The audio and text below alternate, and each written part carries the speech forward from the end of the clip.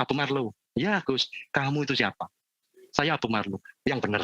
Kamu itu siapa? Abu Marlo Gus. Yang benar. Kamu itu siapa? Jangan-jangan kamu si A atau si X atau si Fulan yang memerankan Abu Marlo. Oke. Selama kamu belum tahu siapa kamu yang sesungguhnya, kamu tenggelam dalam pemeranan, kamu kehilangan kesejatian. Yang pulang nanti bukan Abu Marlo yang figur karakter ini, tapi si pemerannya. Manusia itu diperintahkan oleh Allah sesungguhnya untuk memikirkan kejadiannya, untuk memikirkan penciptaannya oleh Allah. Ya. Namun seringkali terjebak, dia lebih memikirkan tentang Tuhan. Dia lebih memikirkan proses menjadinya dan si pembikinnya, dan lupa diri untuk membicarakan dirinya sendiri. Nah, jebakan-jebakan di filsafat itu di sekitar situ. Jangan suka gampang membid'ahkan orang lain. Betul, Ini bid'ah. Saya sampai sebel itu Abu Marlo. Sampai saya bilang begini, adanya kamu itu bid'ah. Kok bisa? Kamu nggak ada di zaman Rasulullah. Mumpung Ramadan lah, harus ada cendol lah, harus ada kolak lah, harus ada buah lah, harus ada ini. Mumpung Ramadan, semuanya mumpung Ramadan. Dulu kalau di luar bulan Ramadan makan pakai lauk yang diangetin lagi aja masih nggak apa-apa. Sekarang nggak mau. Ya makanya ada peristiwa sosial yang namanya ngabuburit lah, namanya buka bersama lah, namanya sahur bersama bahkan. Itu peristiwa seremonial yang kalau kita tidak hati-hati bisa mengurangi atau bahkan menghapus nilai-nilai kebaikan dari puasa Ramadan.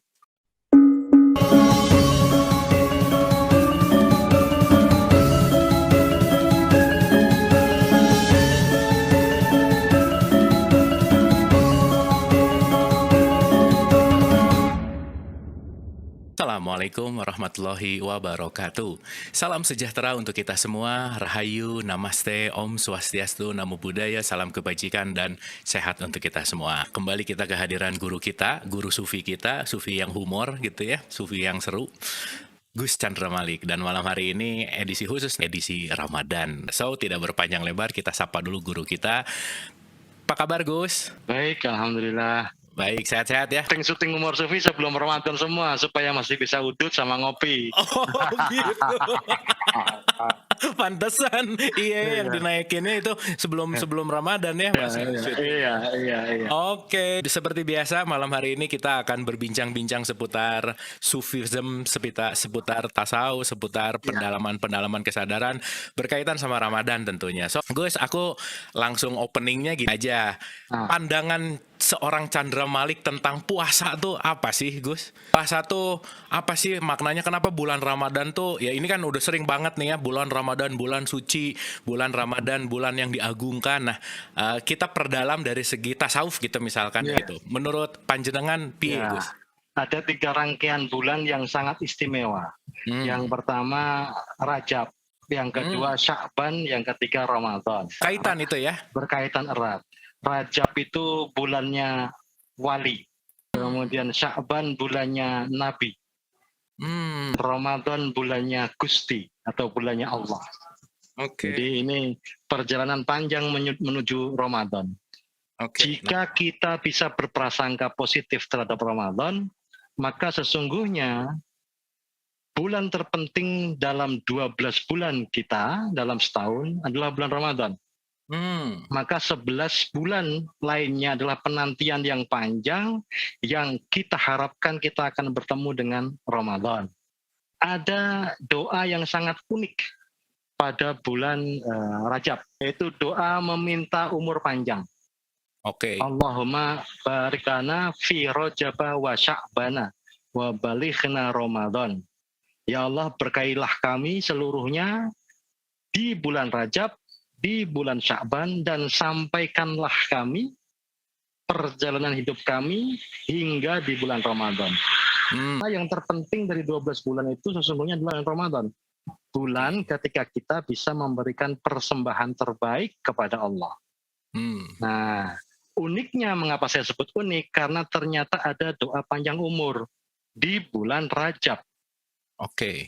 Nah, ini ada mekanisme ajaib nih. Jangan-jangan kita sebenarnya umur sudah habis di bulan Rajab.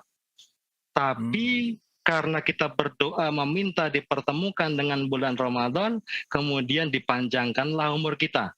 Nah, perpanjangan umur ini apakah mengubah lauhil mahfud ini? Nah, ini menarik. Ya. Jangan-jangan Chandra Malik cuma sampai 43 di bulan Maret selesai mungkin ya. Persis di bulan ulang tahunnya. Tapi kemudian diizinkan oleh Allah bertemu dengan tahun ini ada Ramadan. Nah, berarti kan 43 plus itu. Plusnya ini bagaimana ini mekanismenya? Kalau memang ternyata penambahan umur itu mengubah lauhil mahfuz. Oke. Menarik misteri umur terdapat di bulan Rajab ini. Misteri umur. Karena ada doa minta panjang umur. Nah, tidak berarti yang meninggal di bulan Ramadan itu lebih buruk daripada yang masih hidup. Tidak berarti itu ya. Tapi saya fokus pada perubahan lauhil mahfuz jikalau permohonan kita meminta umur panjang itu dikabulkan oleh Allah. Oke. Nah itu. Pertama itu. Yang kedua, kemudian di bulan Ramadan ini bulan yang mengapa sangat istimewa? Karena terjadi persembahan yang terbaik dari hamba untuk Tuhannya. Dalam sebuah hadits qudsi disebutkan bahwa di antara seluruh amal kebaikan, amal ibadah anak cucu Adam, kullu amal ibni Adam lahu. Sesungguhnya untuk dirinya sendiri. Ya, atau kembali kepada dirinya sendiri. Seperti halnya kalau kita mengatakan, kalau kita berbuat baik, maka kita menjadikan itu sebagai dharma yang dharmanya akan kembali kepada kita. Ya, kalau engkau memberi hartamu sebagian, maka sedekahmu itu akan menjadi jariah yang kembali pada dirimu sendiri. Kalau kamu melakukan apapun itu amal ibadah, kembali kepada manusia. Illas syam, kecuali puasa. Nah, ternyata puasa itu tidak kembali pada diri kita, Marlo. Fa innahu li, sesungguhnya puasamu itu untukku, untuk Allah. Ini keren banget. Satu-satunya di antara sekian banyak bahkan seluruh perbuatan kita, hanya puasa saja yang diisyaratkan oleh Allah bisa diserah terimakan kepada Allah utuh, tanpa sedikit pun ada yang untuk diri kita sendiri. Ya kan? Walaupun kemudian Allah mengatakan wa ana ajzibih, dan aku yang akan memberi balasan yang setimpal. Aku sendiri yang akan memberi balasan yang setimpal. Tapi balasannya itu apa? Tidak dibocorkan. Rahasia ya. Rahasia. Nah, di antara niat-niat kita yang semuanya lillahi ta'ala, ternyata lillahi ta'ala yang puasa Ramadan inilah yang bisa kita persembahkan oleh Allah. Maka saya menganggap bulan puasa Ramadan ini, bulan Ramadan ini sesuatu yang istimewa sekali yang mari kita gunakan semata-mata untuk memberi persembahan sebanyak-banyaknya kepada Allah. Itu Marlo. Sebentar saya ngerokok lagi. Gus, ini ada kata kunci tadi lauhil mahfuz dan persembahan puasa hanya untuk Allah gitu ya kira-kira ya. Nah, yang jadi pertanyaan kan puasa juga yang kita tahu adalah tidak makan dan tidak minum gitu ya, nggak makan nggak minum itu fisik gitu. Tapi kan kita juga tidak lupa bahwa kita bukan hanya makhluk fisik, kita adalah makhluk juga ruhani. Justru ruhani adalah esensinya gitu. Nah, kaitan antara tidak makan dan tidak minum dan memperkuat spiritualitas ruhani kita tuh di mana tuh, Gus? Ya, bentar, saya baca chat itu ada yang mempertanyakan kenapa saya di atas genteng. Kehabisan setting ruang background habis sudah dipakai untuk syuting macam-macam, masa itu lagi ya udah sekarang di atas genteng gitu aja. Jadi saya ngeliat sedikit jatuh itu kan bagus, ada live-nya di YouTube. Kirain lagi nunggu Lailatul Qadar, Gus. Itu dia. Apalagi dari sini bulan kelihatan kan. Masya Allah.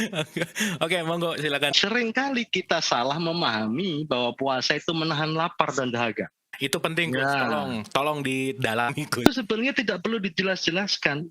Kita tinggal bertanya pada diri kita sendiri, bagaimana caranya menahan lapar dan dahaga?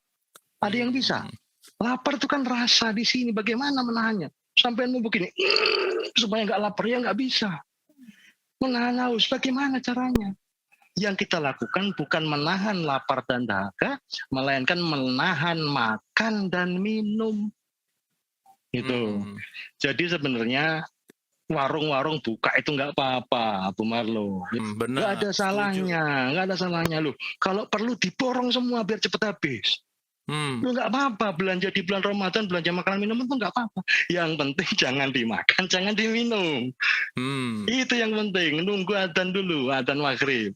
Ya walaupun sering adzan duhur itu terdengar sama dengan adzan maghrib, tapi ya sabar dulu. Mirip banget padahal itu muadzin cek sound ya. Jangan-jangan pas denger azan disangka maghrib ya, padahal baru zuhur. Maka jangan sering-sering dalam kamar ditutup korden, itu nanti salah sangka dipikir maghrib.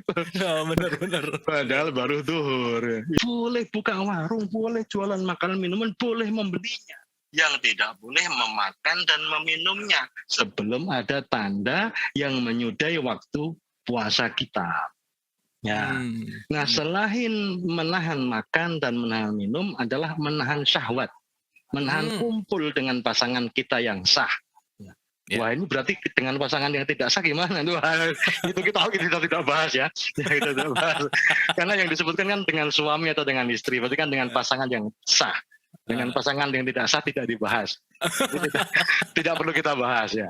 Nanti di sesi khusus saja ya. Ya, privat ya. Privat.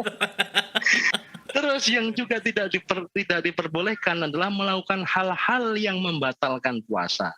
Atau hal-hal yang mengurangi nilai-nilai puasa. Contohnya ghibah. Ghibah itu mengatakan sesuatu yang belum tentu fitnah.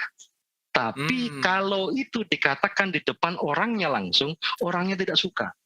Nah, ghibah itu berkata di belakang punggung. Berkata tanpa ada orang yang dijadikan sasaran perkataan kita. Contohnya Abu Marlo mengatakan, Chandra Malik ganteng ya sebelumnya. Nanti dulu saya bisa tersinggung gitu nanti. Nanti dulu. Itu gibah ya. Itu gibah. Ya. Siapa tahu saya lebih dari itu. Siapa tahu saya berkarisma kan gitu ya. Bukan sekedar gantengan gitu. Itu gibah. Nah, gibah saja tidak boleh apalagi fitnah. Ya itu. Nilai-nilai itu bisa berkurang jika kita melakukan hal-hal yang mengurangi fokus kita terhadap proses pempersembahan terbaik kepada Allah. Nah, kaitannya dengan spiritualitas, itu sesungguhnya ketika kita mampu menahan diri untuk tidak melakukan sesuatu hal yang kita sukai, itu kita sedang mengembangkan, sedang menumbuhkan tubuh rohani kita. Orang itu disebut bisa mengendarai mobil bukan ketika dia bisa nginjek gas. Anak kecil pun bisa nginjek gas, nabrak-nabrak tapi ya. Disebut bisa mengendarai kendaraan jika dia bisa mengelola rem, mengelola pedal rem. Dulu waktu kita belajar sepeda, pengennya cepet terus itu, pengennya kenceng. Sampai kita diajari bagaimana bersepeda dengan pelan-pelan. Karena bersepeda pelan-pelan lebih susah daripada bersepeda ngebut. Nah, menjaga ritme untuk kemudian menginjak pedal rem, menahan diri pelan-pelan, itu sebenarnya menumbuhkan spiritualitas kita. Ya. Di antara yang kita sukai, kita menahan diri untuk tidak mengambilnya. Ya. Kita menahan diri untuk mengambilnya sedikit saja pada waktunya. Kita berusaha untuk mengambil tidak berlebihan. Itu menumbuhkan spiritualitas kita. Ada contohnya rasa iri dengkilah antara si miskin dan si kaya. Kalau orang kaya mah enak. Bulan puasa, setel TV, ya nyalain AC, leha-leha di kamar, bahkan sampai ketiduran, nyaman dia. Ya. Orang miskin berkata begitu. Ya. Kalau saya harus tetap bekerja, harus tetap bercocok tanam, membajak sawah, harus tetap bekerja kasar lah, padahal di bulan Ramadan. Itu berat. Itu kata si miskin. Kata si kaya, puasanya orang kaya lebih susah. Kok bisa? Iya, biasanya pagi itu minum teh, ada cemilan. Agak siangan dikit udah minum apa, makan. Kegiatan makannya lebih banyak, Kepungan. Benar. Iya kan, jadwalnya lebih teratur. Ada brunch-nya, ada break before lunch-nya, ada inilah, ada coffee break, ada apa, semuanya harus berhenti. Kalau orang miskin mah nggak usah puasa juga tiap hari dia makannya nggak teratur, ya kan? Justru ketika diatur sedemikian rupa, ya bagi si miskin akan kurang lebih sama lah. Memang hidupnya seperti itu. Maka dalam kaidah filosofi Jawa ada yang disebut sawang sinawang. Sawang sinawang itu udahlah, kita saling bercermin saja. Jangan menganggap hidupmu lebih berat daripada orang lain. Belum tentu. Apa yang kau miliki itulah yang kau terima, kemudian engkau jaga baik-baik dan engkau nikmati. Tidak perlu iri dengki. Nah, puasa itu mengajarkan hal-hal yang spiritualitas yang seperti itu. Nah, ketika kita mampu menahan diri untuk tidak mengambil atau untuk mengambil sedikit saja, mengambil sedikitnya susah loh. Itu begitu adzan maghrib duduk Allahu Akbar, belum selesai akbarnya belum muncul itu udah 2 gelas itu. Nah, iya benar. Udah sebelum azan udah gini. Ada lagi mungkin muadzin yang adzannya terlambat karena dia minum duluan. Dia batalin dulu, dia puasanya. Kita cenderung serakah berlebihan. Perhatikan inflasi ya itu naik di bulan Ramadan. Karena tingkat konsumsi kita lebih tinggi justru di bulan Ramadan. Segala sesuatunya menjadi terjadwal dengan lebih baik. Mumpung Ramadan lah, harus ada cendol lah, harus ada kolak lah, harus ada buah lah, harus ada ini. Mumpung Ramadan, semuanya mumpung Ramadan. Wah, dulu kalau di luar bulan Ramadan makan pakai lauk yang diangetin lagi aja masih nggak apa-apa. Sekarang nggak mau. Ya makanya ada peristiwa sosial yang namanya ngabuburit lah, namanya buka bersama lah, namanya sahur bersama bahkan. Itu peristiwa seremonial yang kalau kita tidak hati-hati bisa mengurangi atau bahkan menghapus nilai-nilai kebaikan dari puasa Ramadan. Karena puasa ini unik, puasa Ramadan ini unik, hubungan yang sangat personal dengan Allah. Sampai-sampai Kanjeng Nabi mengatakan dalam sebuah hadis supaya kita tidak mengatakan kepada siapa-siapa, supaya kita merahasiakan puasa kita. Sampai-sampai kalau ditantang berantem nggak boleh mengiyakan. Sampai-sampai kalau kita dibikinin gara-gara nggak boleh kita ngelawan. Kalau sampai belum ditampar 3 kali nggak boleh kita membalas. Dan balasannya pun hanya mengatakan, maaf, saya tidak bisa membalas, saya sedang puasa. Nah, harusnya dibikin sakral seperti itu, dibikin secret, dibikin rahasia. Supaya apa? Supaya jelas bagimu bahwa puasamu itu hanya untukku. Bukan untuk selain aku. Ya, asyamu li, puasamu untukku. Nah, tapi kemudian ada peristiwa-peristiwa sosial yang menjadikannya salah kaprah. Sekarang semua orang tahu kalau Abu Marlo baru puasa. Ya kan? Ada buka bersamanya, ada peristiwa ngabuburitnya, ada peristiwa bahkan sahur bersamanya. Kita semakin kehilangan nilai-nilai spiritualitas dari puasa Ramadan itu. Romantisme personal dengan Allah itu semakin tercampuri oleh romantisme kita dengan masyarakat, dengan khalayak, dengan orang kebanyakan. Itu yang mengurangi nilai-nilai Ramadan, yang membuat kita bahagia. Wah, sekarang sudah hari ke-16, hari ke-15, sebentar lagi puasa Ramadan selesai. Kita senang Ramadan cepat berlalu. Mengapa? Karena bagi kita berat. Padahal bagi sebagian orang yang sudah memahami hakikat Ramadan, tolong dong Ramadan, jangan cepat-cepat pergi. Belum tentu aku bertemu denganmu lagi di tahun-tahun depan. Perlambatlah, karena aku sangat menikmati tiap-tiap momentumnya. Ya. Sedih ditinggal Ramadan, walaupun bahagia bertemu dengan Idul Fitri. Nah itu, jadi kombinasi antara personal, sosial, itu harus dibikin secantik mungkin supaya hubungan kita dengan Allah pada momentum Ramadan ini tidak tercederai. Gitu. Wah, keren Gus. Jadi baru lebih mendalami lagi bahwa puasa itu sebetulnya silent treatment gitu ya. Silent itu katanya secret gitu ya. Sesuatu senyap. Yang senyap gitu, yang memang hanya untuk Allah. Nah, kita juga tahu bahwa syahr Ramadan juga turunnya Quran gitu ya, nuzulul Quran.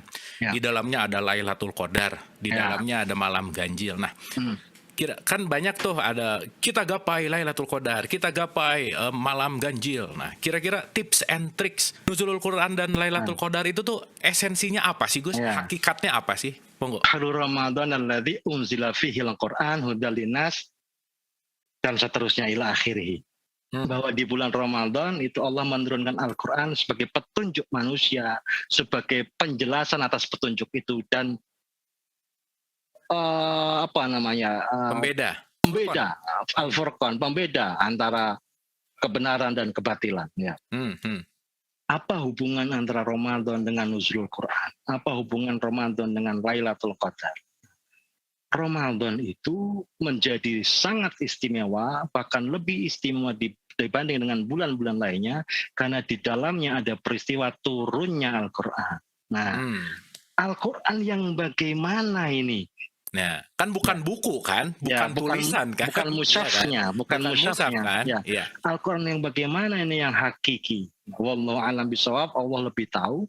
Yang saya pahami, sedikit yang saya pahami adalah Quran memiliki sejumlah sesebutan. Pertama, Quran itu sendiri. Yang kedua, kitab. Ya.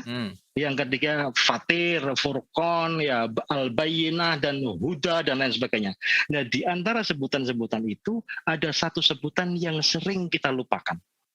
Yaitu Ad-Dzikra. Inna nahnu nadzalna dzikra wa inna lahu lahafidun. Sesungguhnya kamilah yang menurunkan Al-Quran dalam kedudukannya sebagai Ad-Dzikr. Ya. Dan kami sendirilah yang menjaga kemurniannya. Nah, kalau kita ingin meneguk kemurnian dari Al-Quran, ingin meneguk kemurnian dari Ramadan, ingin meneguk kemurnian dari ajaran Islam, maka perlakukanlah Al-Quran itu sebagai Al-Dzikr. Al-Dzikr adalah zikir. Zikir adalah kesadaran tertinggi atas adanya Allah. Ya. Zikir inilah yang harus kita hidupkan dengan apapun caranya. Zikir itu mengingat segala sesuatu yang mengingatkan kita kepada Allah. Sekaligus melupakan segala sesuatu yang menjadikan kita lupa kepada Allah. Jadi peristiwanya seimbang, tidak hanya mengingat saja, tapi juga melupakan. Mengingat segala sesuatu yang menjadikan kita ingat kepada Allah, melupakan segala sesuatu yang menjadikan kita lupa kepada Allah. Ya. Seperti contohnya saya berteman dengan orang yang bertato, orang yang pakai tindik, yang omongannya rusak bahkan mungkin dia masih minum alkohol dan perbuatannya masih jelek lah ya. Ya. Kemudian saya ditegur, loh jangan deket-deket dengan orang begitu, nanti kamu bisa tercampur pengaruh mereka dan menjadi seperti mereka. Itu ujaran yang betul, tapi itu juga potensi untuk kita debat sebenarnya. Nah, kalau aku melihat wajahnya menjadikan aku ingat kepada Allah, maka itu lebih baik daripada aku melihat dapuranmu tapi marak keanyel. Ya. Lebih baik aku berteman dengan siapapun yang menjadikan aku ingat kepada Allah daripada aku berteman dengan orang-orang yang sepertinya berbusana muslim atau berbusana rohani macam apapun itu, tapi dia dekat dengan ria, dia dekat dengan takabur, dia dekat dengan lupa diri dan sebagainya. Nah, zikir itu sekaligus melupakan segala sesuatu yang menjadikan kita lupa pada Allah. Nah, kedudukan Al-Quran sebagai al-zikir ini yang penting, karena ketika kita bicara soal zikir, kita akan ingat dengan sholat. Nah, aqimis sholah li dzikri. Nah, dirikanlah sholat untuk mengingat Allah. Nah, maka bangunan sholat dan puasa itu menjadi satu kesatuan yang utuh. Oleh karena itulah di bulan Ramadan sholat itu sampai turah-turah, banyak banget, berlebih-lebih. Kita diminta sholat banyak sekali. Baik itu sholat tarawih yang bahkan sampai 20 rakaat, ya, ditambah witirnya 3. Nanti kita disarankan ikut sholat duha lah, qobliyah ba'diyah, ayo dikencengin lagi lah, dan seterusnya. Qiyamul lail dibanyakin supaya apa? Bisa mengawinkan antara aqimis sholah li dzikri dengan la'allakum tattaqunnya puasa. Nah, karena ini perjalanan. Ya, untuk bisa sampai tatakul, untuk sampai kepada takwa kepada Allah, kita harus menempuh puasa. Di dalam puasa ini ada peristiwa nuzulul Quran, turunnya Al-Quran. Al-Quran sebagai apa? Sebagai zikir. Nah, supaya bisa sampai pada zikir, kita harus mendirikan sholat. Ini satu keterkaitan yang utuh sebenarnya. Nah, ketika kita bisa memahami itu, kita bisa benar-benar menumbuhkan spiritualitas kita di bulan suci Ramadan. Gitu. Oke.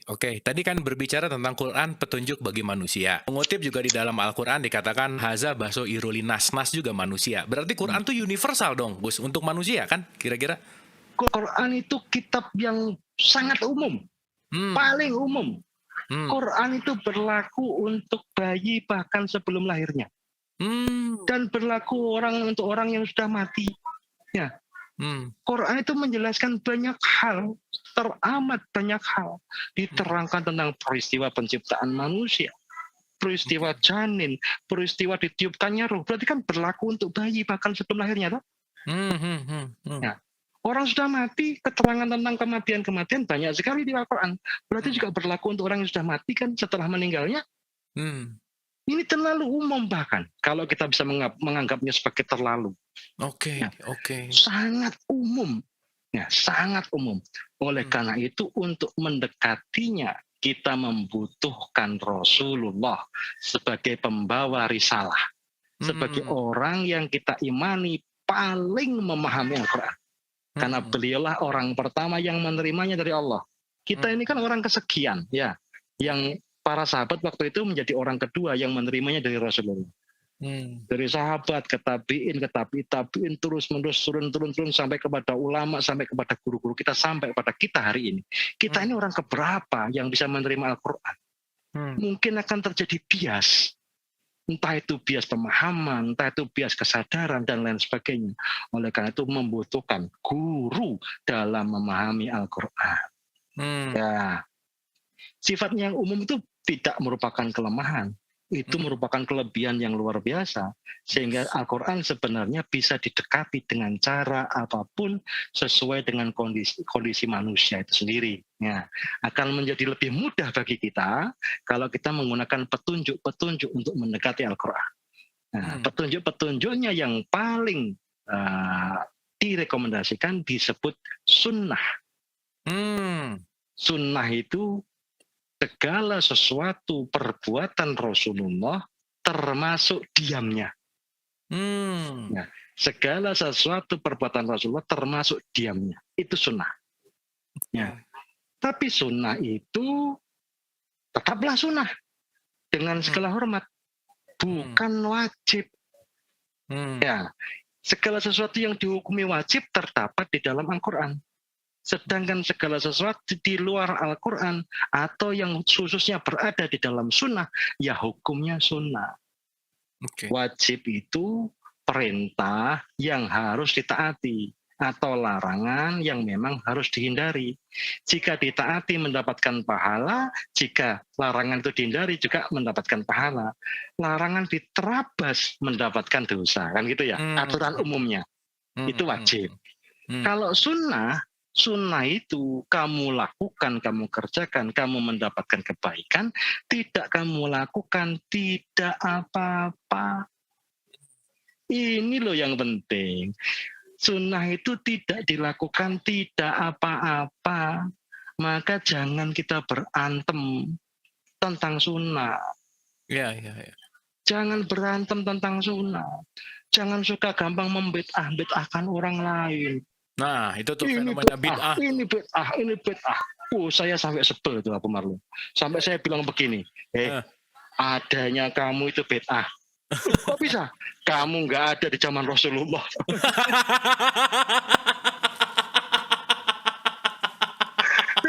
Wah, itu keren. Benar. Tanya soal bid'ah. Gus benar Gus. By the way, bid'ah itu apa sih Gus sebenarnya Gus? Dikit-dikit aja. Bid'ah itu segala sesuatu yang tidak dikerjakan oleh Rasulullah atau segala sesuatu yang tidak ada di zaman Rasulullah. Ya, ini Zoom meeting ini bid'ah, nggak ada di zaman Rasulullah. Jadi ini kita lagi bid'ah nih sekarang. Iya. Tapi ada bid'ah hasanah yang baik, ada bid'ah yang tidak baik kan begitu. Nah, seringkali kemudian dicampur mawur seperti halnya segala sesuatu yang tidak ada atau tidak dikerjakan oleh Rasulullah itu dihukumi bid'ah. Nggak perlu lah. Jangankan soal bid'ah, soal sunnah saja kita berbeda pendapat atau kita tidak mengerjakan sunnah itu tidak apa-apa. Jadi ada pokok-pokok hukum dalam Islam. Yang paling pokok itu Al-Quran. Ya. Kemudian yang menerangkan lebih detail tentang Al-Quran disebut sunnah. Ya. Sunnah ini sekumpulan konteks. Ya. Sunnah ini ketika dituliskan disebut hadis. Hadis itu sekumpulan teks. Sunnah itu sekumpulan konteks. Ya. Sedangkan hadis ini mulai ditulis 200-an tahun setelah Rasulullah wafat. Memang sistem periwayatannya sangat jeli, sangat teliti, sangat cermat. Sehingga kita bisa mengimani apa yang dituliskan dalam hadis itu insya Allah sahih, insya Allah hasan, dan seterusnya. Walaupun sejumlah sufi bahkan berpegang kepada hadis yang dhaif pun tidak apa-apa. Kalau itu memang ajaran kebaikan dan kebenaran. Ya, jadi ada Al-Quran dan Sunnah. Ini dua pedoman utama kita. Nah, kemudian setelah itu ada yang disebut ijma qiyas, ya, hasil pandangan-pandangan para ulama, orang-orang luhur terdahulu atau yang sampai sekarang benar-benar memahami, mempelajari ilmu-ilmu fikih. Nah, Quran dan Sunnah itu berisi hukum. Sedangkan fikih itu berisi pandangan hukum. Nah, hukum dan pandangan hukum itu satu dan lain hal. Pandangan hukum bukan hukum. Ya, maka kita mensikapi perbedaan pandangan hukum sebagai rahmat, bukan sebagai laknat. Tidak apa-apa berbeda pandangan hukum. Jangan engkau paksakan pandanganmu. Ya, itu. Nah, seringkali kita menghukumi sesuatu hal berdasarkan pandangan hukum, bukan berdasarkan hukum itu sendiri. Nah, fikih ini sebenarnya lentur sekali. Ya, fikih ini sesuai zamannya, sesuai keadaannya. Nggak saklek gitu ya? Enggak. Iya. Rasulullah saja sangat bijaksana dalam menetapkan hukum. Pernah suatu ketika ada seorang Badui datang kepada Rasulullah di bulan Ramadan. Rasulullah, ini aku bagaimana ini? Bolong posoku. Loh, ada apa? Gak kuat nahan Rasulullah. Gak kuat nahan apa? Aku ngumpuli istriku. Waduh, ya. Ngumpuli istri ini gawat, ini gak boleh. Memang membatalkan puasa. Terus harus bagaimana? Oh, ada dendanya.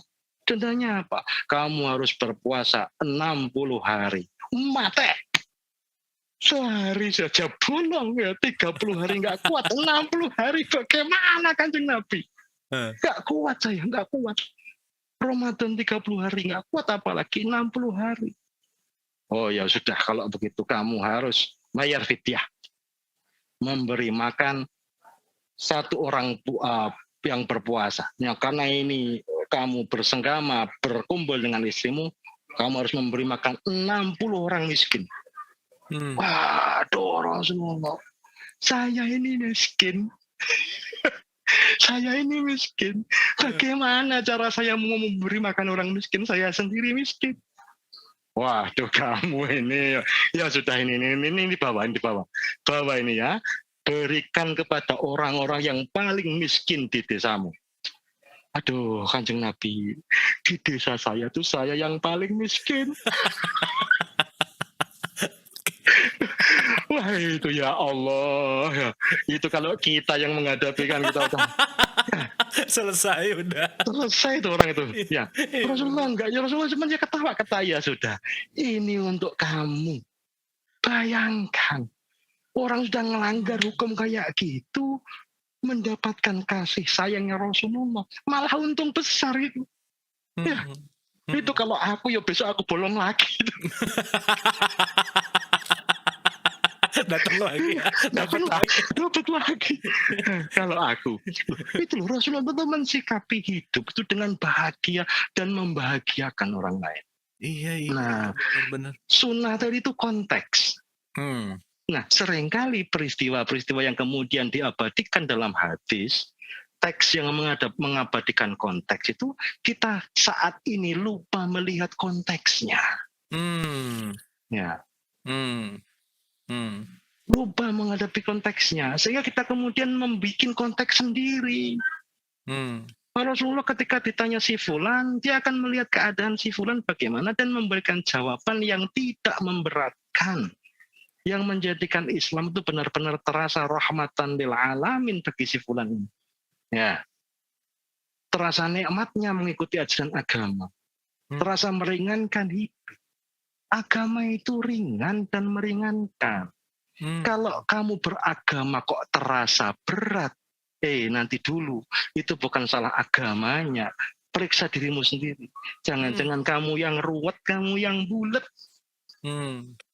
Agama itu fasilitas dari Allah. Agama itu kemudahan. Agama itu the way of life yang membuat hidup kita semakin enak. Ya. Kalau kita kok beragama menjadi semakin tidak enak, semakin ruwet, bukan salah agamanya itu. Yes. Coba periksa dirimu sendiri. Okay. Ada teks Quran firman-Nya Allah yang sungguh-sungguh pasti benar.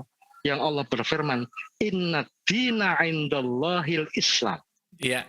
Yeah. Sesungguhnya agama yang paling mulia, atau sebagian orang mengartikannya yang paling benar, adalah Islam. Oh ya, saya setuju itu. Itu setuju. Tapi itu kan agamanya, bukan orangnya. Agamanya, bukan orangnya. Iya. Nggak usah berantem. Kamu itu siapa? Kan? Yang dimuliakan oleh Allah, yang dipaling muliakan itu dalam hal ini agamanya. Iya. Bukan orangnya. Ya, jadi orang yang meributkan itu pasti orang-orang yang merasa benar. Orang-orang yang sok benar. Padahal dia tidak termaktub dalam ayat itu. Ayat itu menegaskan tentang agamanya, bukan tentang orang. Keren, Gus. Mantap, Gus. Mantap. Iyalah. Surga untuk orang Islam ada, neraka untuk orang Islam juga ada kok. Kan gitu ya. Ya kita kan semuanya berjuang untuk tidak masuk neraka, berjuang untuk masuk surga. Janganlah kita tendang-tendangan supaya orang lain masuk neraka, jangan. Kita harus rangkul-rangkulan, sering berpegangan supaya tidak ada yang masuk neraka, supaya semuanya masuk surga. Benar. Ya, kan gitu. Benar. Nah, sedikit Gus, tadi ada hukum, ada pandangan hukum. Tasawuf tuh ada di mana, Gus? Kira-kira? Ada di sini di hati.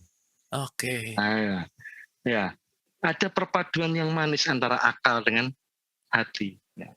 Manusia itu diciptakan oleh Allah, dikeluarkan dari mulut rahim ibunya dalam keadaan tidak bisa apa-apa, tidak tahu apa-apa. Ya. Wallahu akhrajakum min butuni ummahatikum la ya'lamuna syai'an. Ya. Nah, tidak bisa apa-apa, tidak tahu apa-apa. Wa ja'ala sam'a wal absara wal af'idah. Nah, la'allakum tashkurun. Ya. Jadi Allah menjadikan bagi kita pendengaran, kemudian penglihatan, kemudian akal budi pekerti. Nah, ini yang perlu dipelajari kalau kita mau mengembangkan tubuh spiritual kita. Ternyata yang pertama dijadikan oleh Allah untuk kita itu pendengaran. Ya, sampean boleh buka puasa itu setelah melihat muadzin adzan atau setelah mendengar muadzin adzan? Iya, mendengar. Mendengar, ya. Jadi peristiwa batalnya atau peristiwa boleh membatalkannya puasa kalau kita mendengar. Oke. Ya. Itu ketika kita sholat jamaah maghrib dan isya, sholat jamaah malam lah ya. Itu suara dibanterke, dikencengkan, jahar. Supaya apa? Supaya kita mendengar. Iya, kita memang waktu itu gelap gulita, belum ada lampu, belum ada PLN masuk di Arab Saudi sana ya. Ya. Tapi kemudian hari-hari ini ketika sudah padang jinglong, sudah terang benderang, orang masih sholat jamaah malam melantangkan suaranya. Mengapa? Supaya kita mendengar. Bayi lahir, apa yang dilakukan orang tua? Yang paling disarankan pertama kali apa? Memelototi anaknya. Bukan toh? Tapi mengadani. Supaya apa? Supaya anak mendengar. Nah, bayi masih di perut, bahkan orang tua sudah disarankan mengajak ngobrol anaknya. Ya, orang tua disarankan sudah membaca ayat-ayat suci dekat dengan perut ibunya. Orang tua disarankan bahkan di ilmu modern setel kayak itu, musik-musik klasik supaya halus, halus apa hatinya dan lain sebagainya. Pendengaran. Tapi ternyata kita hanya mengambil sangat sedikit waktu dan ruang atau bahkan tidak mengambil sama sekali untuk belajar mendengar dan mendengarkan. Kita maunya didengar dan didengarkan. Gitu ya. Oke, keren. Oke. Adalah kalau kita maunya didengerin terus ya, mendengarkan. Iya, betul. Benar. Wah, kalau berantem nanti dulu tuh aku mau bicara. Iya, aku juga mau bicara. Wah, berantem nggak ada yang mau dengerin ya. Ya. Padahal pengolahan pendengaran ini kunci segala sesuatu. Oke. Keseimbangan tubuh juga di pendengaran. Sampai kalau berantem nggak usah lama-lama, telinganya aja yang disaplak, gitu. Itu kehilangan, kehilangan keseimbangan. Keseimbangan adanya di telinga. Oleh karena itu, ketika kita sholat pun, iktidal kemudian takbiratul ihram didekatkanlah ke telinga. Allahu Akbar gitu. Ini harus di open dulu. Pendengaran harus dibuka dulu. Itu kunci segala sesuatu. Pintu masuknya perjalanan spiritual. Kalau Abu Marlo pernah mendengar atau pernah menyimak atau pernah membaca tentang mitos atau cerita rakyat mengenai Dewa Ruci. Ya. Bima ketika diperintahkan oleh gurunya Durna, guru yang usil yang suka ngerjain muridnya. Untuk mengambil tirta amrita suci atau air kehidupan. Ambilnya di dasar laut. Tujuannya untuk membunuh si Bima. Oh ya pasti tenggelam terbawa air, ya terbawa laut pasang. Ya. Tapi ternyata di dasar laut, Bima kemudian bertemu dengan Dewa Ruci. Kita nggak usah ke dasar laut, ke kolam saja kita sudah langsung kehilangan pendengaran. Ya. Nah, ketika bertemu dengan Dewa Ruci, apa yang terjadi? Singkat cerita, Bima ini masuk ke dalam telinganya si Dewa Ruci. Nah, sebenarnya kalau kamu ingin mendalami ilmu tasawuf, ilmu kebatinan, ilmu rohani, ilmu apapun yang berdekatan dengan spiritualitas, maka harus diawali dari belajar mengolah pendengaran. Oke. Nah, tapi yang menariknya ya Gus ya, tasawuf atau sufism itu sedikit sekali gitu dipelajari di formal sekolah Islam Gus gitu. Ya. Maksudnya sekarang kan yang ya fikih pastilah ya, kita diajarin dari kecil rokaatnya, niatnya, gerakannya, tetapi pemaknaan menuju spiritualitasnya tuh nggak dalam gitu Gus, nggak masuk gitu. Apakah tasawuf ini memang khusus tertutup atau secret tadi atau gimana tuh Gus kira-kira? Ya.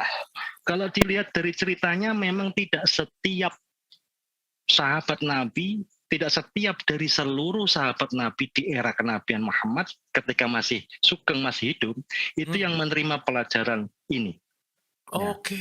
Yang menerimanya di antara sedikit itu yang paling utama adalah Sayyidina Ali bin Abi Thalib. Ya. Ada sebagian riwayat juga menyebutkan Sayyidina Abu Bakar Siddiq juga menerimanya. Sehingga riwayat kesanatan tiap-tiap ahli tarekat itu akan tersambung kalau bukan ke Abu Bakar Siddiq ke Ali bin Abi Thalib. Ya. Nah, pada waktu itu memang sangat rahasia. Tapi ada semacam bocoran gitu ya. Bocoran bahwa telah terjadi sesuatu hal yang indah, romantis tapi tertutup. Yaitu ketika Kanjeng Nabi memuji Sayyidina Ali dan Sayyidina Ali memuji Muhammad. Sayyidina Ali mengatakan Muhammad ini Sallallahu Alaihi Wasallam ini adalah kotanya ilmu. Ya. Iya. Kemudian Rasulullah memuji Ali bin Abi Thalib, Ali bin Abi Thalib ini pintu gerbangnya kota itu. Kan gitu. Ini kenapa ini saling memuji ini ya? Ada kejadian apa? Dari situ kemudian berhembus desas-desus bahwa telah terjadi percakapan yang hanya 4 mata, yang lutut bertemu lutut, ya. Mata bertemu mata, lisan bertemu pendengaran. Nah, ini sekali lagi tentang pendengaran sangat penting. Ya. Nah, apa kamu sangka ketika Jibril itu menyampaikan wahyunya Allah itu pakai whiteboard? Kan enggak. Kan enggak. Ya. Kan Iqra itu dibacakan, didengar kan? Iya. Apa yang dia dengar itu dia baca ulang. Kan gitu. Maka pendengaran sangat penting. Nah, kembali lagi soal desas-desus tadi, kemudian ada sekelompok di antara kita yang menerima pengajaran yang tidak kita terima. Seperti apa orang-orangnya? Yang mungkin ada yang pakai baju yang kasar itu. Mungkin yang pakai jenggot, mungkin pakai apa, yang kemudian jadi prototipe bahwa orang-orang yang zuhud, orang-orang yang semakin melepaskan diri dari kemelekatan duniawi, itulah orang-orang yang belajar. Nah, sehingga menjadi semacam tren. Yang fashion mungkin bagi sebagian orang bahwa para sufi itu menggunakan baju dari bulu-bulu domba atau dari bahan-bahan kasar dan lain sebagainya. Itu upaya mencirikan bahwa ada peristiwa tertentu yang mereka tidak ikut di dalamnya. Nah, sampai pada hari-hari kemudian semakin terbuka periwayatannya dan pembelajarannya, sampai hari ini kemudian tasawuf diterima lebih luas oleh berbagai kalangan. Tapi itu pun tidak membuka rahasianya. Nah, akan sangat tertutup. Jadi seperti ketika saya diundang ke Abu Marlu atau kemanapun untuk bicara soal tasawuf, saya tidak membicarakan tasawuf setitik pun. Ya, yang saya sampaikan pada khalayak adalah nilai-nilainya. Karena pelajaran tasawuf itu harus ditutup rapat, tidak boleh ada yang mendengarkannya kecuali yang berhak. Nah, gitu. Oke, untuk bisa jadi yang berhak gimana caranya, Gus? Begini, kita harus ngobrol dulu nih soal hak dan kewajiban. Ya, oke. Tapi ini forumnya terlalu umum nggak ya? Nanti saya dimarahin orang. Gini aja. Gini aja. Gini. Kamu bekerja di perusahaan X. Menurut kamu gaji itu merupakan hak atau bukan? Gaji yang diberikan dari perusahaan ke saya? Ya. Itu bukan hak. Kok bisa bukan hak? Itu namanya upah. Upah, oke. Bukan hak itu upah. Yang merupakan hak bagimu adalah kamu boleh berkantor di situ. Kamu boleh mengakses kantor itu, ya. Kamu boleh berlama-lama di situ mengerjakan segala sesuatu, itu hak. Oke. Ya. Ini seringkali terjadi kesalahpahaman ini, sehingga ketika ditanya apa upahnya orang sholat, itu banyak yang tidak bisa menjawab. Atau menjawabnya upahnya orang sholat dia dapat pahala. Loh, pahala itu bukan upah, pahala itu imbalan, ganjaran, hadiah. Ya. Surga itu hadiahnya Allah. Itu bukan upah. Upahnya sholat itu apa, Mbak Marlu? Apa ya upahnya sholat? Kalau tidak jadi anil fahsyain wal munkar itu bukan jadi itu beda lagi ya. Beda lagi ya. Oke. Karena kita tidak tahu upahnya sholat, seringkali pertanyaannya kemudian, Ustadz, kenapa saya kalau sholat tidak khusyuk ya Ustadz? Jawaban Ustadznya, sama, saya juga tidak khusyuk. Itu karena dia nggak tahu upahnya. Itu juga justru problem saya gitu ya. Terima kasih telah mewakili perasaan saya. Soalnya kalau saya mau nanya malu kan gitu kata Ustaz. Upahnya sholat itu tatma'innul qulub.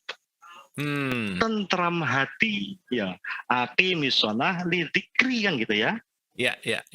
Ala bidzikrillahi tatma'innul qulub. Yes. Dengan dzikir kepada Allah, dengan mengingat Allah, dengan mencapai kesadaran atas ketauhidan kita terhadap Allah, kita tentram hati. Kan gitu. Yes. Nah, ini kita harus bicarakan. Gini, suatu ketika ada seorang laki-laki paruh baya, rajin sekali dia. Tiap kali jam kuliah datang, nggak pernah terlambat, masuk, nggak pernah absen dia, udah datang terus. Sampai tibalah waktunya ujian, dia duduk. Ada kursi, dia duduk. Dia juga menerima lembaran jawaban. Dia saking rajinnya, saking pintarnya, dia jawab semua itu. Pengawas kan keliling ya. Mampirlah pengawas itu di tempat duduk si anak rajin tadi. Melihat, luar biasa bisa dijawab semua. Loh, tapi kenapa yang paling atas tidak dijawab? Mas, ya Pak, itu kenapa yang paling atas dikosongi Mas? Itu Pak, saya nggak bisa jawab. Loh, kok nggak bisa jawab itu gimana ceritanya? Ya saya nggak tahu jawabannya Pak. Kira-kira apa yang tidak bisa dia jawab? Apa ya? Nomor induk mahasiswa. Ngerti nggak? Itu ternyata dia bukan mahasiswa situ. Iya. Dia rajin aja datang, dia rajin kuliah, bahkan dia ikut ujian bisa jawab semua. Tapi ketika dia tidak bisa mengisi nomor induk mahasiswa, dia tidak punya hak. Dia tidak punya hak. Dia tidak punya hak untuk ikut ujian. Dia tidak punya hak untuk ikut kuliah. Bagaimana dia mau bicara soal upah? Upahnya adalah kelulusan. Upahnya adalah sarjana, gelar. Aku nggak berani ngomong di sini. Nggak berani, aku nanti gerutuk sama FPI. Tapi FPI udah nggak ada. Udah, nanti kita ngomong 4 mata aja Gus. Intinya begini. Tidak ada bantahan sama sekali. Sodaqallahul azim. Sholat itu wajib. Iya wajib. Tapi nanti dulu. Kita harus bicara tentang hak. Orang-orang hukum teman-teman ini yang datang pasti ada juga yang ahli hukum. Selalu urutannya akan mengatakan hak dan kewajiban. Hak itu datangnya sebelum kewajiban. Ya. Kalau kemudian teman-teman berdemonstrasi menuntut hak, itu ceritanya bagaimana? Itu seharusnya menuntut upah, bukan menuntut hak. Ya. Ini masih ada waktu ya, nggak apa-apa ya? Masih aman. Nah. Ini seru banget nih tentang upah, ini asik nih, mind blowing banget nih. Iya, gini loh, kamu ini harus menempuh syarat dan ketentuan, baru mendapatkan kewajiban, baru mendapatkan hak, kemudian baru mendapatkan kewajiban, baru mendapatkan upah. Ya. Syaratnya apa, Gus? Syaratnya kamu harus lulus SMA. Ketentuannya apa, Gus? Ketentuannya kamu harus ikut UMPTN dan lulus. Ya, sekarang masih UMPTN namanya ya. Sekarang apa? Si penmaru kamu dulu ya, kamu udah tua ya ngaku si penmaru. Enggak, sekarang lupa Gus namanya Gus. Aku UMPTN. Ya, kita kan nggak beda jauh. Gitu ya. Syaratnya harus lulus SMA. Itu nggak bisa enggak. Ketentuannya harus lulus UMPTN. Baru mendapatkan hak. Haknya adalah nomor induk mahasiswa. Begitu kamu mendapatkan hak, kamu langsung ketempelan kewajiban. Jadi ada nggak enaknya dapat hak itu. Langsung ketempelan kewajiban.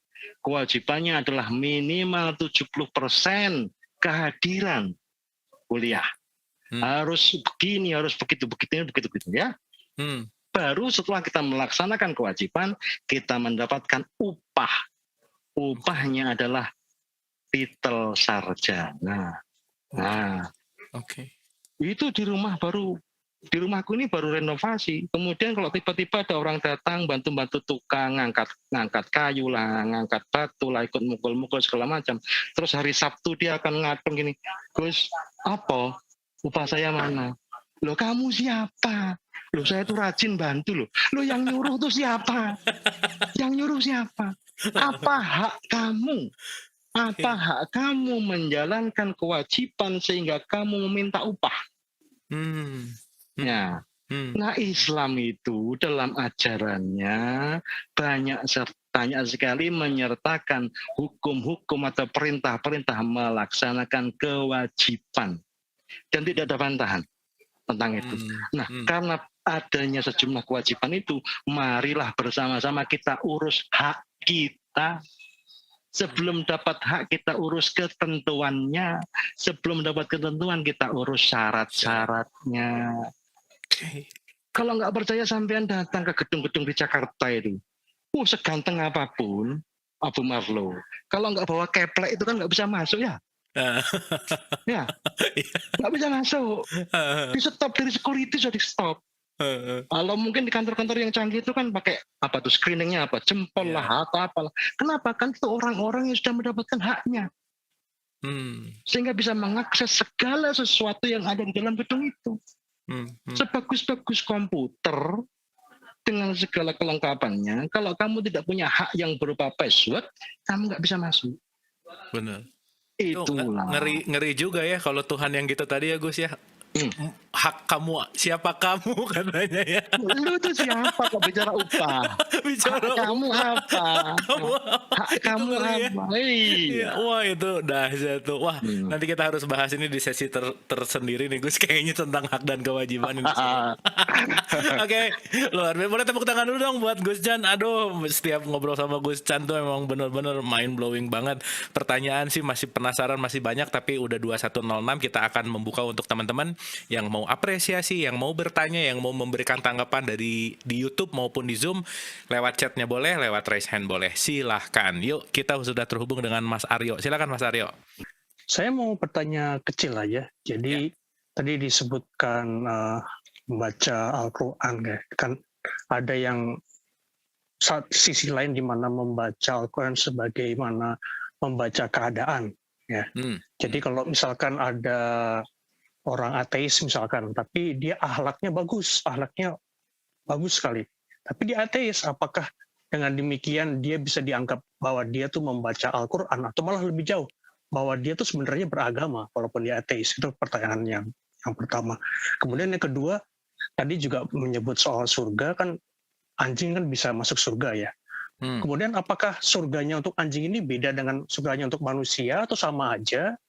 Atau misalkan kalau manusia bisa nanti dapat, untuk yang laki-laki ya, untuk bisa dapat 72 bidadari, apakah nanti anjing jantan bisa dapat 72 anjing betina misalkan? Jadi gimana seperti dalam konteks anjing ini untuk hewan? Itu saja pertanyaan saya.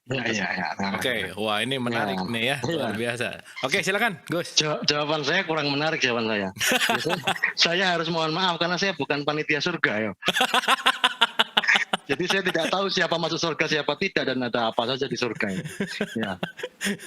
Nah, yang jelas kita tidak perlu kehilangan harapan untuk bisa masuk surga. Terlalu banyak rahmatnya Allah, nikmatnya Allah yang tidak terhitung. Ya. Dan Allah menyediakan sangat banyak pintu-pintu masuk surga. Ya. Pintunya guru ada, pintunya murid ada, pintunya ahli ibadah ada, pintunya ahli sedekah ada, pintunya orang yang suka ngomong kebaikan ada, banyak sekali pintunya. Untuk ahli-ahli puasa Ramadan ada pintu Ar-Royan ya, pintu khusus untuk ahli ibadah di bulan Ramadan, ahli puasa dan lain sebagainya. Pintunya banyak sekali, sehingga kita tidak perlu khawatir kita tidak bisa masuk surga. Ya, kita harus lebih khawatir kita tidak bisa berprasangka baik kepada Allah. Keren. Yes. Ya, jangan buru-buru mengatakan, kamu pasti masuk neraka. Allah nggak suka. Mengapa? Karena itu melampaui kehendak Allah, mendahului kehendak Allah. Jangan-jangan di ujung hidupnya dia memohon ampun kepada Allah dan Allah mengampuni segala kesalahannya dan dosa-dosanya, kemudian itu cukup baginya untuk bisa masuk surga. Karena dalam kitab Al-Hikam disebutkan, bukan amal ibadahmu, bukan kebaikanmu yang mengantarkanmu masuk ke dalam surga, melainkan semata-mata rahmatnya Allah. Yes. Ya. Loh itu berarti nggak adil, Gus Yud. Allah itu maha adil, keadilan Allah itu melampaui definisi keadilan kita. Ya, Abu Marlo ahli ibadah, Chandra Malik ahli maksiat. Kalau Allah mengatakan, Malik kamu yang masuk surga aja, Marlo kamu masuk neraka saja, bisa apa kita? Ya, seorang sufi akan mengatakan, dimanapun engkau meletakkanku ya Allah, asalkan bersamamu, aku bersedia. Ada juga seorang sufi yang berdoa, ya Allah, masukkanlah aku ke dalam nerakamu. Oh, ini nggak ada yang berani berdoa begitu. Ya, ateis saja disebut ateis. Kalau sampean bilang saya tuh akan masuk neraka ya jangan gitu bro, kan gitu. Berarti kan dia percaya adanya Tuhan, orang dia takut masuk neraka. Ya. Ya. Ada seorang sufi yang mengatakan, yang berdoa, ya Allah masukkanlah aku ke dalam neraka dan gembungkanlah, bengkakkanlah tubuhku hingga memenuhi neraka, hingga tidak ada celah sedikit pun bagi selain aku yang bisa memasuki neraka. Rahmatmu, kasih sayangmu melampaui segalanya, dan kasih sayangku yang sangat sedikit ini kepada sesama manusia, mohon kabulkanlah. Aku tidak tega ada manusia masuk neraka. Itu kan doa luar biasa. Doanya Abu Nawas keren lagi. Ya Allah, aku masuk surga tidak pantas, masuk neraka tidak berani. Ya, yang terbaik adalah bersamamu dimanapun engkau berada. Ya, jadi kita tidak benar-benar tahu posisi surga itu seperti apa. Jangan jadi panitia surga yang hari-hari ini sudah metakin tanah, ya sudah jual kaplingan. Aduh, gimana itu ya? Ya, jangan ya. Benar, ada sejumlah riwayat yang menyebutkan binatang-binatang juga masuk surga. Anjing contohnya, kemudian burung, ya, kemudian ikan yang menelan Nabi Nuh itu, ikan. Kemudian kambing atau domba yang akan disembelih oleh Kanjeng Nabi Ibrahim. Kemudian semut-semut yang menolong Nabi Ibrahim ketika dibakar. Ya, ada sejumlah binatang yang dipastikan oleh Allah dalam sejumlah riwayat akan masuk surga. Nah, di surga itu nanti akan bercampurkah antara orang Eropa sama orang Indonesia? Saya sampai sekarang juga nggak tahu. Ya, nggak bisa bayangkan. Tapi kalau ada orang-orang yang sok suci begitu, ya mending kayaknya kita masuk neraka aja ya, daripada sama dia nyebelin. Biar aja dia sendirian di surga, biarin kita rame-rame aja kan. Nggak suka kita kumpul sama orang nyebelin. Bener. Aduh. Harusnya bahagia lah, kita harus bahagia. Iya, oke. Terus ateis tadi, ateis itu kan saya sudah sering ngomong soal ateis, tentang tidak percaya. Ya. Nah, daripada saya mengulanginya, saya akan mengatakan bahwa tidak percaya itu sebenarnya percaya. Hanya saja percayanya ditutupi oleh tidak. Yang jika tutupnya itu dibuka, maka tinggal percayanya. Seorang yang tidak percaya itu sesungguhnya percaya. Dia hanya tertutupi oleh tidaknya sendiri. Jika dia bisa menghalau, menghapus, meniadakan tidaknya, maka tinggal percayanya. Nah, Al-Quran itu petunjuk, Al-Quran itu fasilitas dari Tuhan untuk memudahkan manusia, bukan beban. Nah, sehingga kita tidak seharusnya terbebani oleh risalah yang dibawa oleh Kanjeng Nabi, karena itu untuk membantu dan menolong kita sendiri. Gitu. Oke, mantap Gus. Ini ada pertanyaan. Terima kasih Mas Aryo, pertanyaannya unik dan seperti biasa ya Mas Aryo kalau nanya unik, jawabannya juga mind blowing. Ini dari YouTube, ada dari pertanyaan Ibu Penny, menarik pertanyaannya gini. Gus Chandra, kenapa ada sebagian ulama yang mengharamkan dalam tanda petik belajar filsafat katanya? Silakan Gus. Iya. Orang itu diperintahkan, manusia itu diperintahkan oleh Allah sesungguhnya untuk memikirkan kejadiannya, untuk memikirkan penciptaannya oleh Allah. Ya. Namun seringkali terjebak, dia lebih memikirkan tentang Tuhan. Dia lebih memikirkan proses menjadinya dan si pembikinnya, dan lupa diri untuk membahas, membicarakan dirinya sendiri. Nah, jebakan-jebakan di filsafat itu di sekitar situ. yang kita kemudian terjebak oleh pikiran-pikiran kita sendiri, terjebak oleh perasaan-perasaan kita sendiri, dan kita semakin jauh dari hakikat, dari kesejatian. Nah, oleh karena itu sebenarnya tidak benar-benar dilarang, asalkan kita bisa menemukan pengantar atau pendamping atau pengajar yang tepat, yang selalu membawa kita seiring sejalan dengan ajaran-ajaran agama. Nggak apa-apa belajar filsafat, nggak apa-apa. Oke, nah ini seiring dengan direct message yang langsung masuk ke aku, nyambung nih Gus, kan tadi ada guru nih. Nah, bagaimana mencari gurunya Gus? Karena pernah punya teman belajar tarekat jadi gila katanya. Gimana? Ya. Nah, ini ada juga sih pernah desas-desus ya atau cerita gitu ya bahwa belajar istilahnya kalau nggak ilmunya nggak sampai bisa gila gitu intinya. Dalam tanda petik ya mungkin. Nah, monggo Ya. Gus Chandra gimana? Gila itu menurut siapanya? Gila itu kan menurut yang tidak belajar. Ih, dia jadi gila sejak belajar. Ya. Jangan-jangan itu yang memang diinginkan oleh si pembelajarnya. Gitu loh. Ya. Karena saya juga sudah sering ngomong soal ini, ada sejumlah golongan yang terbebas dari kewajiban agama. Ya. Golongan-golongan itu antara lain orang yang tidur sampai bangunnya. Ya, jadi orang tidur itu tidak dikenai kewajiban. Jangan kamu bangunkan orang tidur itu untuk menjalankan kewajiban, jangan. Jadi ini ya, ini kabar baik ini yang suka bangun kesiangan ini ya. Ya, kabar yang baik ini. As-sholatu khairum minan naum. Sholat itu lebih baik. Ya, sholat itu lebih baik daripada tidur. Mohon dengan segala hormat, perhatikan, lebih baik. Jadi kita tidak perlu merasa lebih benar, karena tidak sedang membicarakan lebih benar. Hanya membicarakan tentang lebih baik. Oke. Ya.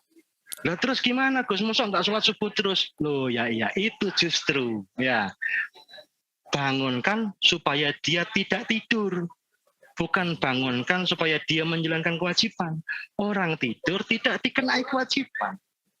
Bagaimana dia bisa dikenai kewajiban? Sedangkan kalau naudzubillah min dzalik rumahnya terbakar saja, dia bisa ikut terbakar karena dia tetap tidur. Orang tidur itu dibunuh pun tidak bisa membela diri, sehingga dia dibebaskan dari kewajiban. Nah, jadi triknya kalau mau membangunkan orang tidur itu ya jangan sholat subuh. Itu jangan. Dia nggak kena kewajiban. Bangun. Gitu aja. Begitu sudah bangun, sholat subuh. Gitu loh. Ya. Ngerti? Jangan diteriakan, subuh, bangun. Dia nggak kena kewajiban. Bangunkan dulu, nyawanya ngumpul, baru sholat subuh.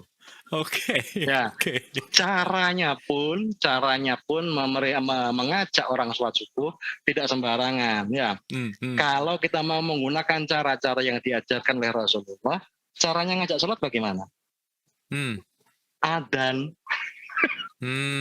Jadi kamu berdiri aja sampingnya, kemudian Allahu Akbar. Loh, sudah saya adzan nih, kalau masih belum mau sholat Gus. Iya, dia nunggu iqomat. Kalau belum iqomat kan belum berdiri sholat. Oke. Ya, tidur sampai bangunnya.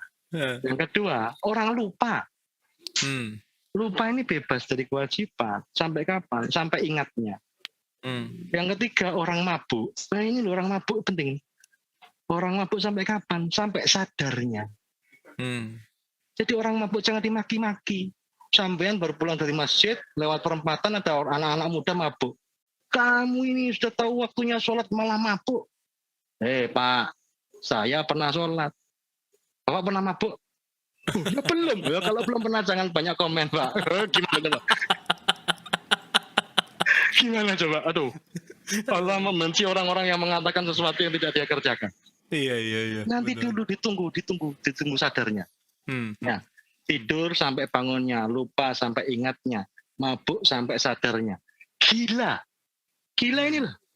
Gila sampai kapan? Sampai warasnya. Nah, jangan-jangan teman-teman ini yang oleh orang-orang yang tidak belajar dianggap gila, itu siapa tahu memang salah satu pintu masuknya untuk mendapatkan pemahaman yang lebih tinggi daripada yang tidak belajar. Kita suka menghakimi orang-orang gila dalam definisi kita, sementara kita sendiri suka gila terhadap dunia, gila harta, ya, gila kedudukan. Ya. Kita ini kan gila juga, cuman kita nggak ngakuin aja. Ya memang nggak ada orang gila ngaku. Ya, jadi definisi gila itu loh yang bagaimana. Ya, luas ya Gus ya. Iya, luas. Nah ini juga menarik Gus berikutnya. Tapi kan tujuan terakhir kita kan bersatu dengan Allah, bukan ke surga kan Gus, itu satu.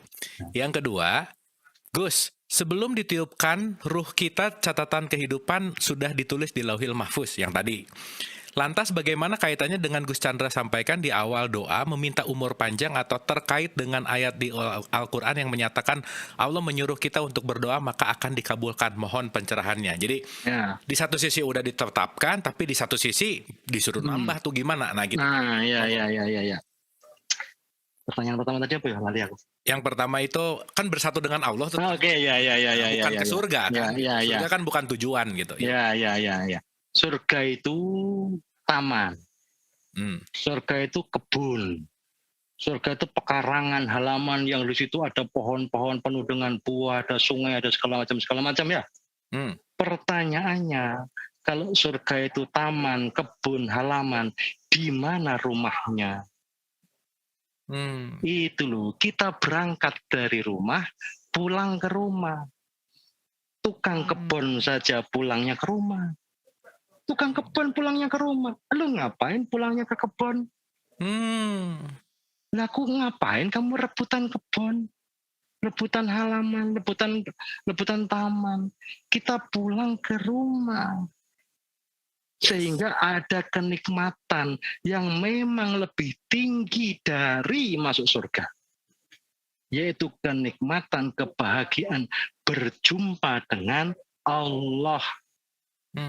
Ya, tidak setiap penghuni surga mendapatkan kebahagiaan berjumpa dengan Allah.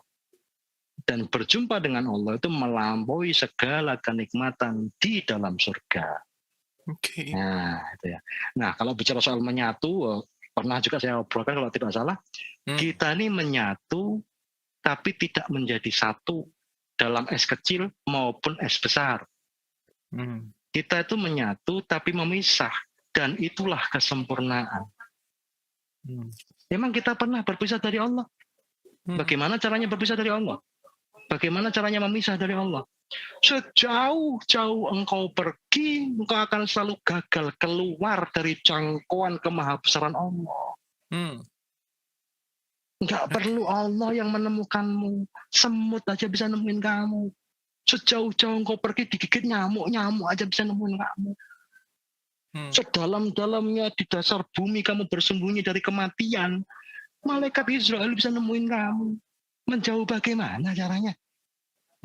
Memisah bagaimana? Mendekatkan diri kepada Allah itu teramat mudah. Belum lagi kita mendekat, Allah lebih dekat dari urat nadi kita. Belum lagi mendekat. Ya, menjauh itu teramat susah. Sejauh-jauh engkau jauh, Allah tetap lebih dekat dari urat lehermu. Jadi kita tidak pernah memisah dari Allah. Kita tidak pernah berpisah dari Allah. Kita senantiasa menyatu dengan Allah. Itulah manunggaling kaulo Gusti itu maksudnya. Menyatu tapi memisah, menyatu tapi terpisah. Itulah kesempurnaan. Seperti halnya menyatunya kepala dengan kaki. Aku nanya sekarang, kepala sama kaki menyatu enggak? Menyatu. Memisah enggak? Enggak. Menyatu tapi memisah. Iya, menyatu tapi memisah. Menyatu tapi tidak menjadi satu. Kalau kaki menyatu tapi tidak memisah begini, itu cacat. Justru memang kepala harus di atas, kaki di bawah, menyatu dalam satu kesatuan, tapi memisah. Begitulah. Itulah kesempurnaan. Mantap. Pertanyaan kedua apa tadi lupa? Udah ya, Lauhil Mahfuz. Lauhil Mahfuz. Ini tentang ilmu teater saja. Ilmu teater, ilmu naskah, skenario. Sebelum pelakon dimainkan, skenario sudah jadi. Skenarionya sudah jadi. Tinggal persoalannya, skenario sebagus ini, kalau aku berikan kepada anak-anak SMA, aku tahu jadinya seperti apa. Mati itu naskah. Ya.